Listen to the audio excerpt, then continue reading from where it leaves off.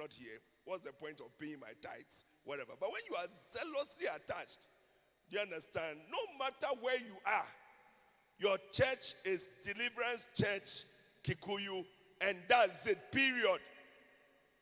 And the Bible says that they were devoted, or they were zealously attached to, number one, the apostles' doctrine.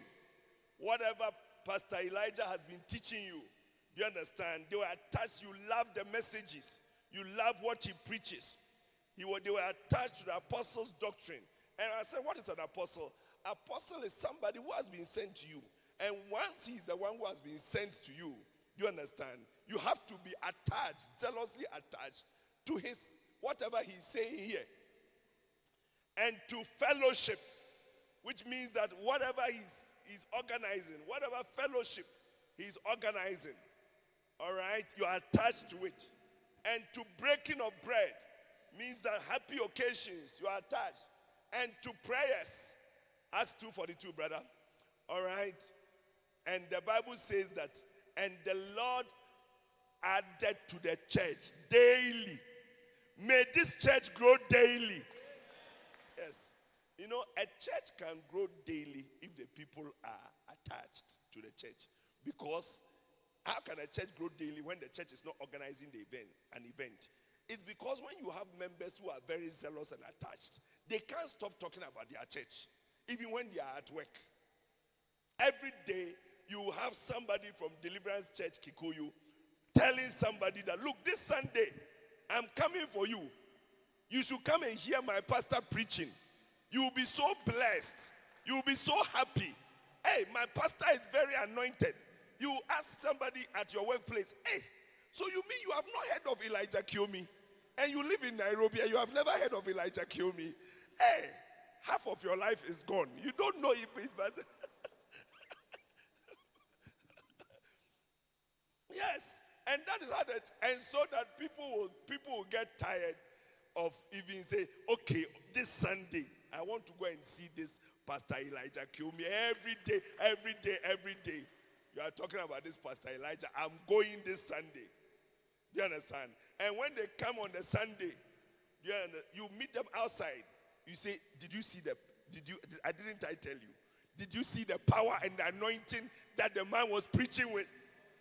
Yes, that is how a church grows daily, from the people. That is why I told you that the keys to devotion are sayings, the way the people in the church talk. Yes, you say good things about the church. You say good things about the pastor. Don't assume that people will just hear about it. It is a church grows from the members talking. Because it's when what you talk, as you say, then people begin to believe it. Yes. People believe what they hear. So you say good things. You don't say funny things about the church. You understand? So even our church, this and that. No. Say good things about the church. Always say good things about the pastor. Say good things about the teachings here. When he preaches a message, you take the caption or whatever the message is and you put it up. Do you understand? Yes. Say good things about the church members. Interact and socialize. Yes. Encourage other church members to employ other churchmen. Use the church for connections. Say if you know somebody has started a business, you can tell that, help this person to get a job in your business. That is how the church grows. Do you understand? Through the zealous attachment of the members of the church.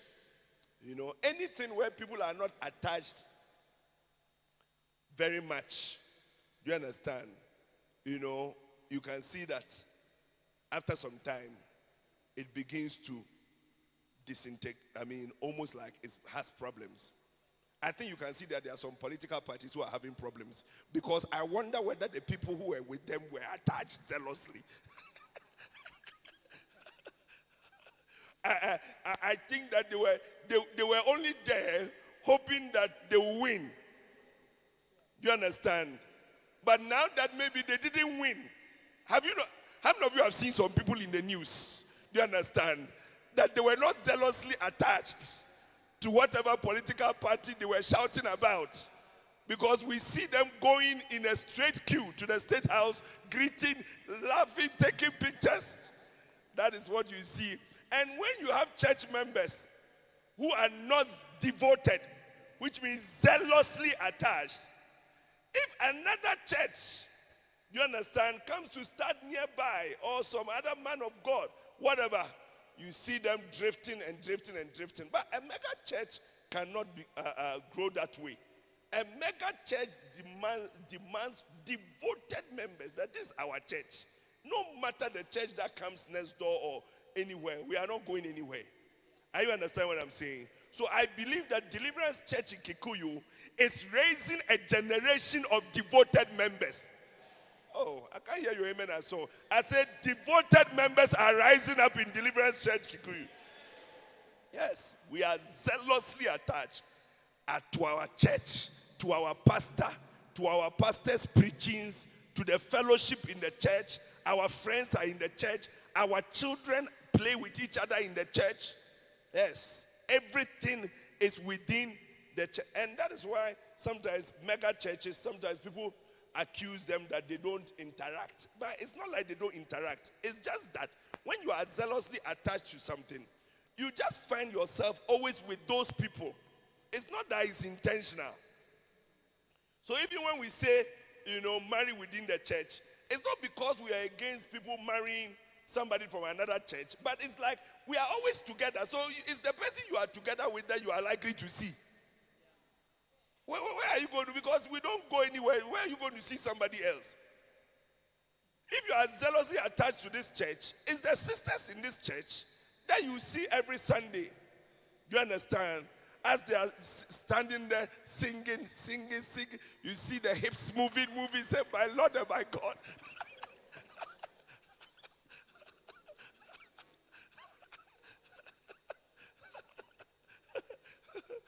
You'll be singing, but you'll be looking, say, Kashatala babaya, Makotabaya labaya baba.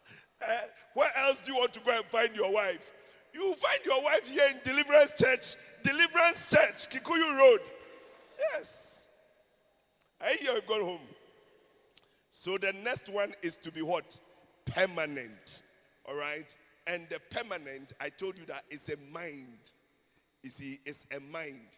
When you don't have that mind, you are not likely to be permanent.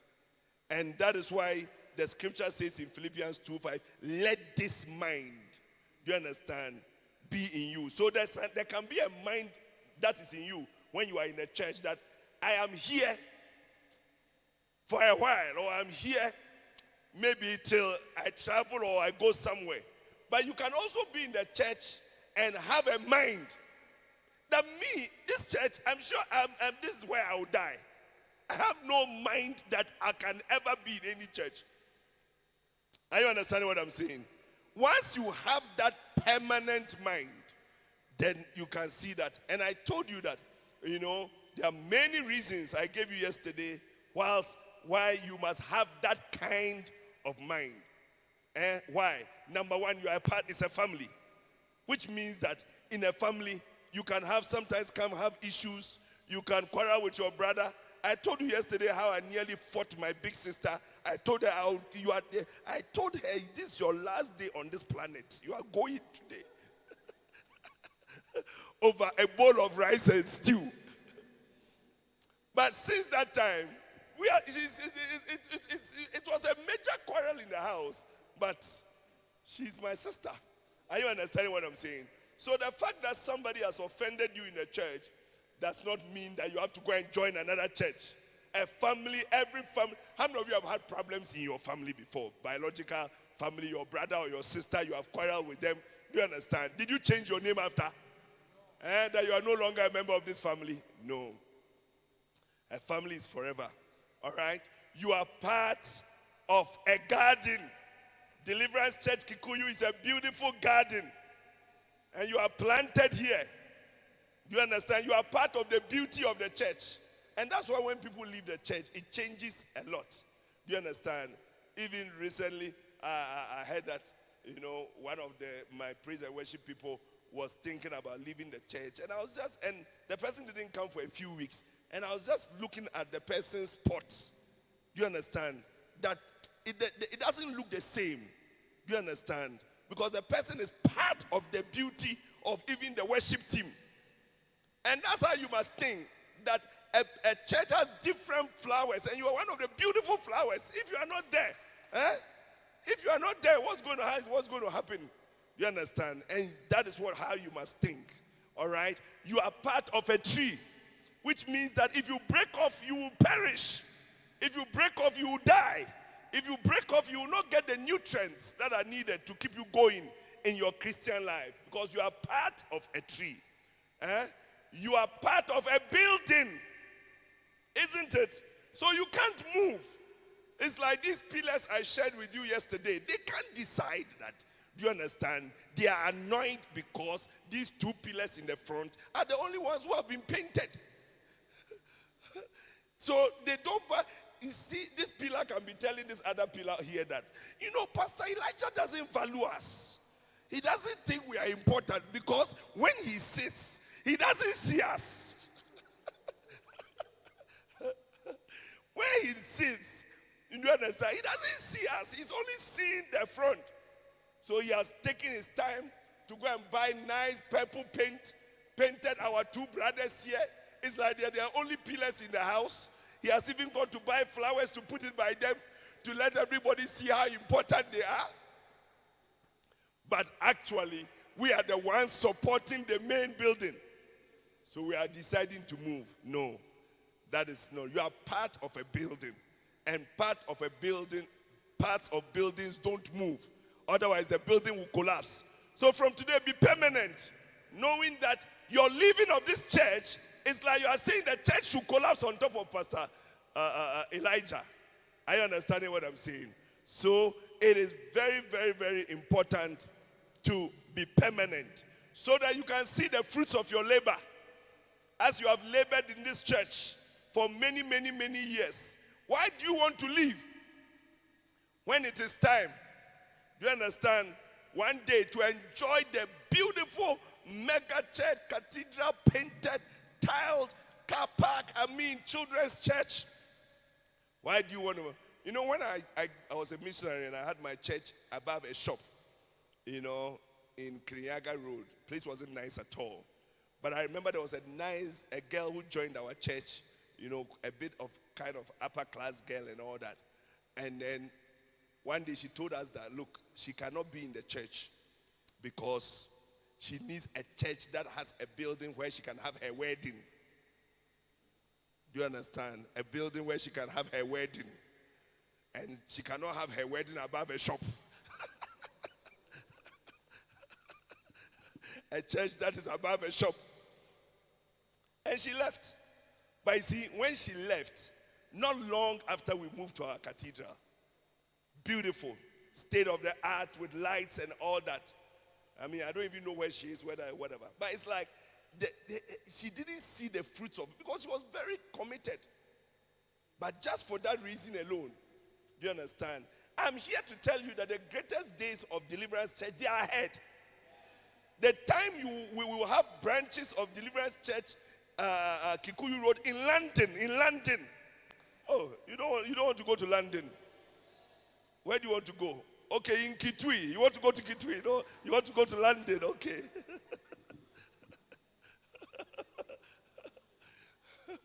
So let's not leave. God is doing something. God is doing something, and it shall come to pass. You understand? So you need to stay around permanently to see the fruits of your labor here. Do you understand? And I also told you that so that you have consistent pastoral care. Do you understand? Being a church member or being a pastor is like being a doctor.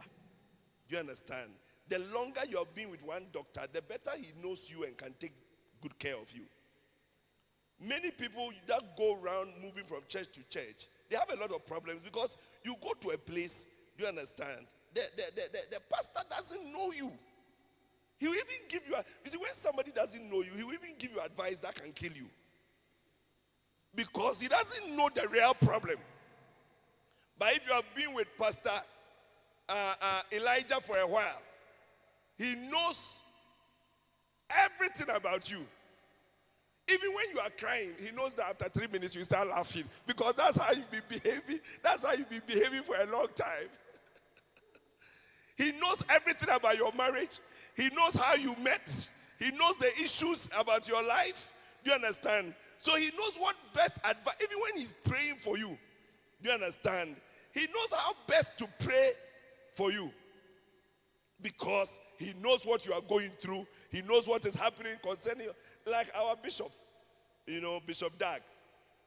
It's one of the reasons why he knows everything about almost all of it. Now the church is so big, it's not easy. But at least many bishops and pastors, he knows us intimately.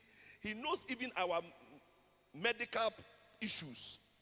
Because many medical issues, we even ask him questions. He can call and say, are you taking your blood pressure? Have you gone for a review? He knows everything.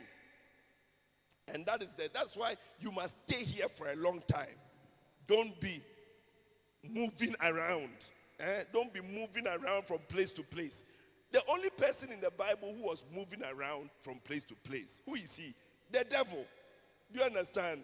In Job chapter 1 verse 7, the devil was moving. When God asked him that, where have you been? He said, I've been moving to and fro from the ends of the earth. Ask your neighbor, are you the devil moving to and fro? Moving to and fro. Look at the devil. He says, I've been going to and fro. What kind of person is that?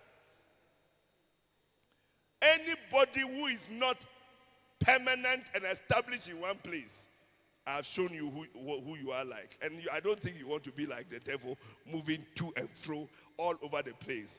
All right? So today, with the time that we have left, we want to take our mega church building one step further to the last pillar, which is the pillar of loyalty and faithfulness. All right? Faithfulness and loyalty. Why? Because, if you are building and then you put some stones, like you build one part of the wall, then somebody comes to always take part away in the night. You can never complete that project. And one of the main ways by which Satan stops the mega church from becoming a reality is through disloyalty. Yes, it's through disloyalty. You see, building, a great man of God said, building, I think it was building something and not building a wall to protect it. It's like somebody who is rearing sheep and leaves them in the wilderness for wolves to eat them. Because you see, growing a church is like keeping sheep, which we described, that we are all like sheep. Which means that when you are keeping sheep or you are doing sheep farming, it's not only about the sheep giving birth, but it's also about stopping thieves from coming to steal the sheep, isn't it? Animals from coming to eat some, snakes from coming to kill some of the sheep. So if you build a church and you don't defend the church, you are wasting your time, because it's only a matter of time. Satan is going to come in, and scatter all the sheep that you have. And that is why the teaching on loyalty and disloyalty is so important, because it deals not just with the growth of the church, but to a protection of what you already have. Yes, because if you don't protect it, I tell you, before you know, whatever. And when you hear Bishop Doug preaching about it, he interacts a lot with pastors. And he tells you stories about pastors who labored for years building, only that they didn't take enough time to defend what they were building, and how somebody can suddenly rise up and scatter all the people. I heard of one senior pastor. He had a church of about 3,000 people, and then he went to America for 6 weeks. When he went to America for 6 weeks, he left his assistant or associate pastor in charge. When he came, the associate pastor said, "I'm resigning." He said, "Oh, how? How can you resign now? I've just come, traveled, or whatever." I said, "Oh, I'm resigning." Then he said, "No, I'm not listening to anything. I'm resigning." The associate pastor resigned.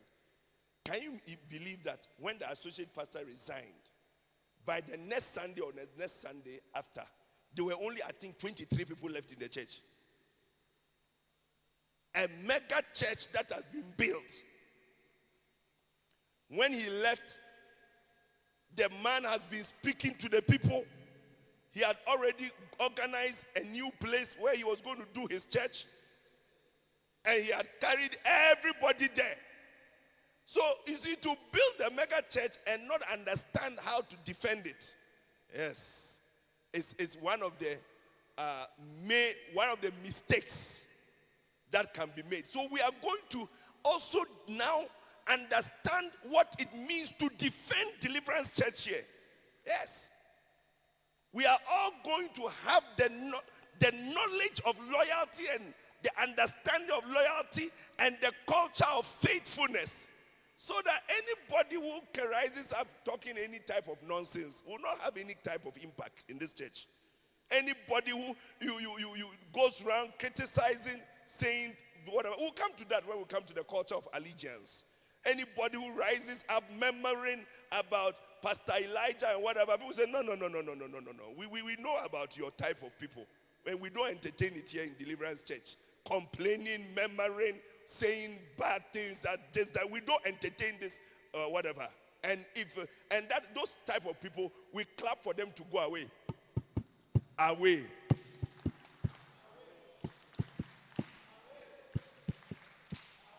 Yes, we shouldn't entertain such personalities. Yes. When you become a Christian and you are in the church, there are 4 main plans that Satan has for you. Do you understand? Number 1, he wants to stop you. That's why you must keep moving. You join them. Satan wants to stop you from becoming serious. Satan wants to stop you from becoming a shepherd. Yes. Number 2, if he cannot stop you, he wants to slow you down. So he will tell you that, look, be serious in the church, but now you are too serious. You are taking it too far. Why do you want to be a leader? Why do you want to join a small group? It's enough. Just attend. Sunday, it's okay. It's the pastor's job. You have your business. No, he wants to stop you. He wants to slow you down. And then number 3, if he cannot slow you down, he wants you to change course. So you are still serving God, but you are serving God on a different course. Yes. You have left the race and you are running a different race. And then finally, if he cannot get you to change course, then he will get you to join him. He will get you to join him. Because Satan also has his job. And his job is to stop the church from becoming mega. That is why Jesus said that, what? I will build my church, isn't it? And what? The gates of hell. The gates of hell will not, it means that the main purpose of hell and the devil is to stop the church from being built. Are you here? You've gone home. I said the main agenda of Satan, do you understand, is to stop the church from being built. Yes. And for Satan to do that, is everything okay? Or the sound is too high? Oh, it's okay. It's perfect. I'll lower my voice. The echo. All right. I would have brought it down here. Okay. So Satan's main purpose is to do what? He wants to stop the church from being built. Yes. Satan's main plan for every church is that this church should not grow. This church should not become mega. And that's why Jesus said that I'll build my church and the gates of hell shall not prevail or be able to overcome it. And when Satan wants to destroy the church, he needs people within. Yes. And that is why we are coming to learn about loyalty. So what does it mean to be loyal? All right. Number one, it means to be faithful. Number two, it means to be constant. Constant. You are constant. Number three, it means to be reliable. We can rely on you. Yeah. Number four, it means to be dependable. We can depend on you. When we make you into a treasurer, do you understand? One day, one pastor said he put a camera where they were counting the money. And he was shocked. Hey, people were counting the money. And they were putting this for the church and this our commission. This for the church and this for our commission. They were sharing the offerings. He couldn't believe it. Yes. So you see that if you don't have dependable people, nothing you do grows. You start a restaurant, do you understand? I mean, you see that people are stealing. Ahead of one restaurant, the people were taking the chicken and they would throw it over the wall in the evening before the restaurant closes. And then when they close, they will go around the wall, they will go and pick the frozen chicken. Do you understand? So you are there, you are saying, we are not making money. Oh, these days the people are not eating chicken. People are whatever. Meanwhile, the people are stealing the chicken. The ladies will be going home. They have stolen eggs and put it in their pants. They are walking like this.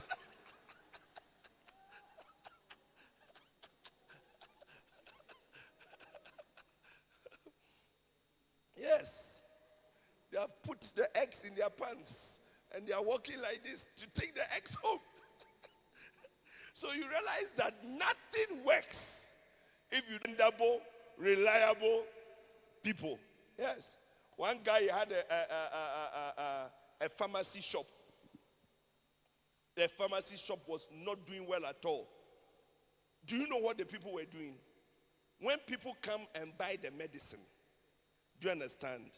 They sell the medicine from the man's shop at the high price. Then they go and buy from the wholesale. And they come and put the man's medicine back on the shelf. So today, nobody bought anything. No, they've been selling the medicine.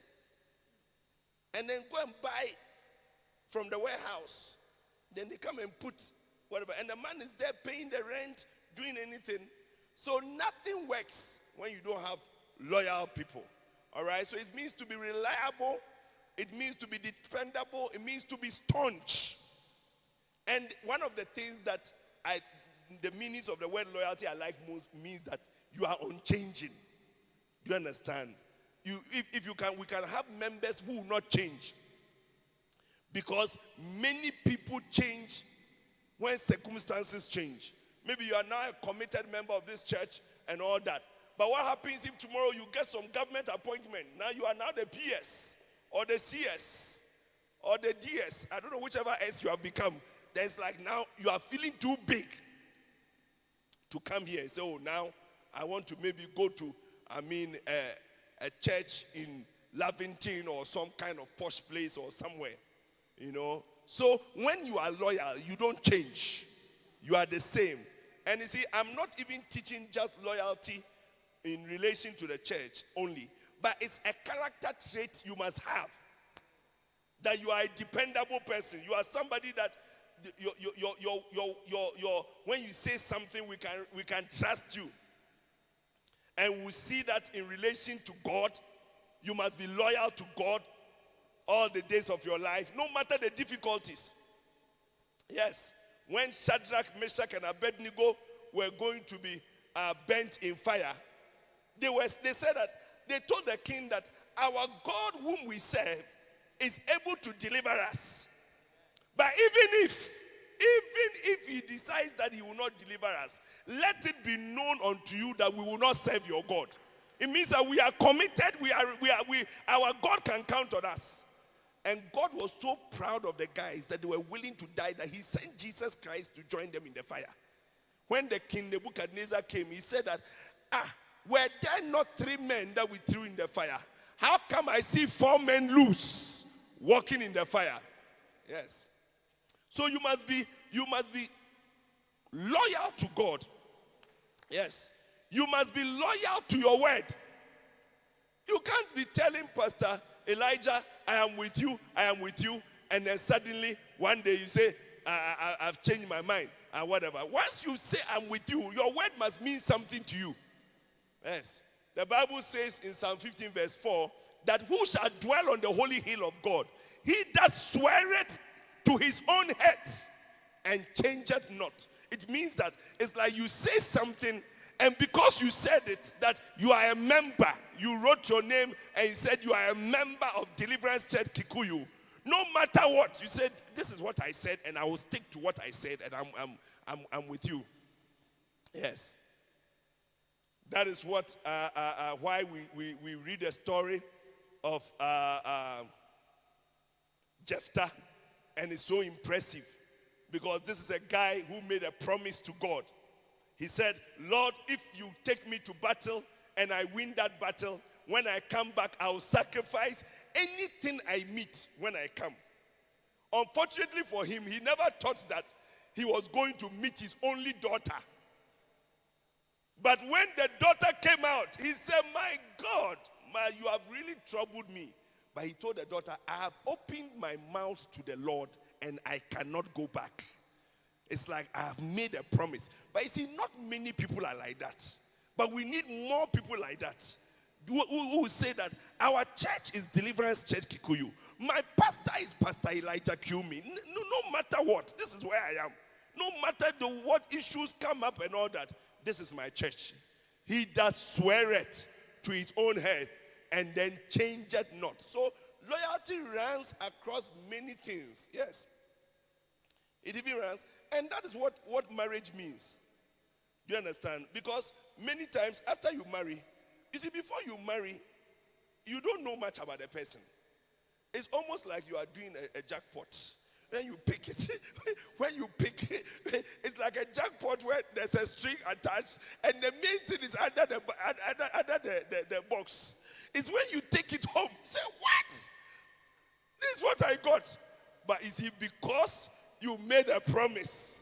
Do you understand? For better or for what? For worse. Yes. In adversity or in prosperity. Isn't that what we say in the vows? Yes. So when you go and you say, what? Say, well, this is what I got in the lucky dip. Do you understand? That's why those of you who have not dipped yet, look at it carefully before you dip. You understand? So wait, because once you take it out, it's yours. You have won the jackpot. Take it home and be happy. Oh, you don't like my message. So loyalty runs across your whole life. Now, why do we need loyalty, especially in the church? Number one, it is the principal qualification for all church members and all church leaders. 1 Corinthians chapter 4 and verse number 2. It says, moreover, it is required in stewards that a man be found faithful. It is required. Means that it is not an option. It means that it's not something you can be or decide not to be. It is something that is compulsory. That if you are going to be a servant in the church, a church worker, a church member, anything, it is required that you are constant, you are faithful, you are reliable, you are dependable, you are the same, you are staunch. Yes. Nobody wants something that is unreliable. It's like we don't know whether tomorrow you will come or not, or tomorrow whether you will be with us or not. Nobody likes that. I used to have a car like that. I brought it from the UK when I was coming. Very beautiful Renault car, red. had a lot of gadgets. I loved the car. But the only thing about the car was that you didn't know which morning it will start and which morning it will not start. When you go and the car starts, beautiful. It will drive nicely, whatever. But some days, you don't know. They told me it was the computer and I couldn't find one. Some day the computer will just say, today, I'm not moving today. Hey! You hit it, you do whatever. So after some time, I said, this car can disgrace me one day. I mean, can you imagine when I come to and preach nicely? So this man has preached nicely. And after as I'm going, you see me pushing my car on Kikuyu Road. I'm not realizing it will not be nice. So one day, I couldn't even get anybody to listen. So one day I gave it almost as a gift. I said, look, this car has too many. A car that is unreliable. It doesn't work sometimes. Yes. Yes. You want to be reliable. Nobody wants a wife who cooks sometimes, and other times he says that today I don't feel like cooking. Mark, isn't it? You want there to be food all the time. That today is the day I didn't feel like. Oh, if you didn't feel like, you could have bought even fried fish by the roadside and pretended you have made stew around it so I have something to eat. I understand what I'm saying. So it is required. If you are going to be somebody that God is going to use to build this mega church, we need faithful. Say, I decree from today, I am faithful, I am reliable, I am dependable, I will remain the same, I am staunch, I am to stop moving forward, to slow them down, to change their course, or get him to join them, get the people to join him. And almost every church, when that has experienced an attack by Satan, he has used not the people outside the church, but the people within the church to try and destroy the church from within. It is very difficult to destroy something from outside. Yes. And that is what Jesus meant in John chapter 14, verse 30, when he says, the prince of this world cometh, that is Satan. But he has nothing in me. It means that he hasn't got anything within that he can use to destroy me. Once there is no enemy within, it's very difficult for Satan to be able to do anything to the church. And that is what we refer to as the fifth column. Why? Because it comes from a war that took place many years ago, where the army general who was going to fight the people was asked, which division or which part of your army are you going to destroy this city that nobody has able to, because the city was walled. Which part of your army? Then he said, the army I'm going to use to destroy this city is the fifth column. He said, which are your fifth column? Is it the Air Force? He says, no. He says, the fifth column are the people who are within the city, who are supporting my cause. It's like they are on the other side, but they support what I am doing, and they will open the doors for me. May you never be the door that Satan will use to enter this church in the name of Jesus. Yes. Because Satan always needs people within to many things, to murmur, to criticize, to make comments, to say funny things about the church, to say things that are not true, to spread rumors, to just become, different. And that is why, we have books for every, I'm sure you have the Macarius here. So, but you see that our bishop has identified all these enemies within a church. And maybe one day when we get a chance, I'll come and we'll go through some of those enemies. Do you understand? One of the frightening ones are those who forget. Those who forget. It's one of the dangerous enemies you can have within the church. People who have forgotten what they were like when they joined the church.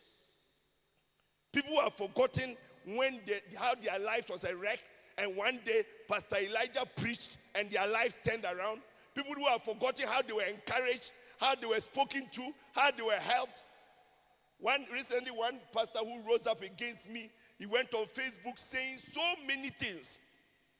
He's a pastor, but his brother, kind of brother, who is not even me, he said, Bishop, I can't believe my brother. I can't believe what he's saying. He said, you took us from the slums and you made us stay in the church. And you brought us your clothes to wear because we didn't have clothes. And every time you used to come and bring rice. Like I'll buy a bag of rice for them. And then I'll give them money to whatever. You see, I can't believe that this guy has forgotten all these things. But that is what happens. Once you become a forgetful person, you are a prime candidate for Satan to use to fight. Yes. Anybody who forgets things, whether it is big things or small things, whether it's spiritual things or natural things, I tell you, you are a very dangerous person. You must always pray and say, Lord, don't make me forget how this church has been a blessing to me, how Pastor Elijah has been a blessing to me. Yes. Those who forget, those who accuse you. Hey, you will never know what Bishop Dark has been through these last 3 years. Accusations on social media from people that he made into bishops. People who, these are modern day Dathans and Abirams. Have you heard of Dathan and Abiram? These are the guys who have perished in Egypt. Now Moses has come, delivered you. He has made you into leaders in the church. They rose up against Moses. It says, has the Lord only spoken by you? Has the Lord also not spoken by us? Moses was shocked. He couldn't believe that these guys were talking like that. He prayed. He said that, look, if you are right or I'm right, only whatever. If the Lord, he caused an earthquake to swallow the guys. Those who pretend. Hey, they are with you, but they are not really with you. Those are the people we call diabolos. Diabolos is the name of the devil.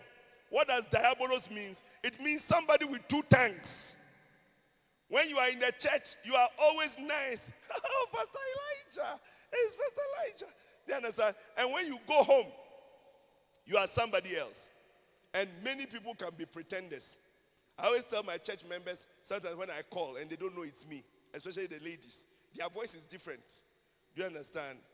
When you call them, and you say, hello, then you hear them shouting, Nani, Nani.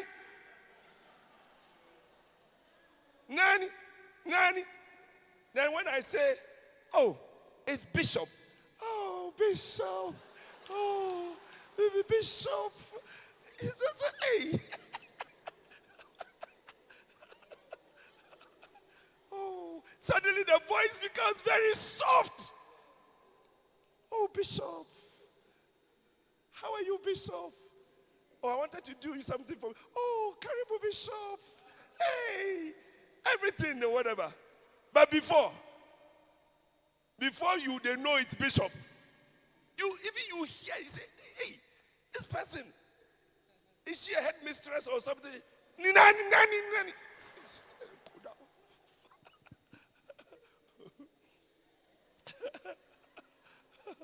May you never be a pretender. May you never be a pretender. Where you come and you are so nice to Pastor Elijah in the church. Then when you go home, you are a different person, saying nasty things. That is what we mean by diabolos. It means two tongues, like the snake. The snake has two tongues. One saying nice things, the other one saying evil things. You understand? So, we don't want all these types of people. Those who are dangerous sons. Yes. What is a dangerous son? It's somebody you have given birth to who will rise to fight you one day. They are called Absaloms, and everybody must recognize an Absalom. When you see, no matter the reason, there is no right for a son to rise up to fight his father. There's no cause or anything. Fathers are left to be, if they have done anything wrong, to be disciplined by God, not by the sons. To rise up and to correct. And Absalom's rise up. That's a dangerous son. Somebody who is your son, but is dangerous. Yes. So all these people, those who forget, those who are ignorant. Do you understand? People who don't understand what is going on. Hey, you'll be surprised. It even beats my imagination. Recently, when these things, there was these people talking against our church. Even here in Kenya, one of the pastors was saying a lot of things and all that. So I had a meeting with my pastors. Do you understand? And then I told them that, what this guy is doing is not good. Do you understand? Can you believe that there were pastors who said that? No, but we need to wait and analyze what is going on properly so that we will see whether what is right. I was shocked. I said, what is right? Once somebody has risen up, do you understand, to fight a pastor and all that, the person is wrong no matter what he's saying. The person has no right. The person, every church has disciplinary ways or whatever. We are part of Deliverance Church. Anybody who probably has something to say will probably be Bishop Mark. Nobody else in Deliverance Church, Kikuyu Road, has anything to say about Pastor Elijah. Nothing at all, no matter what. No comment, nothing. If that the Bishop Mark is the head of the church, he's the only one who can say something. Or the church, or whatever. But nobody in this church has any right to make any comment. So all these people are people that one day will get a chance to study, because each one is a book.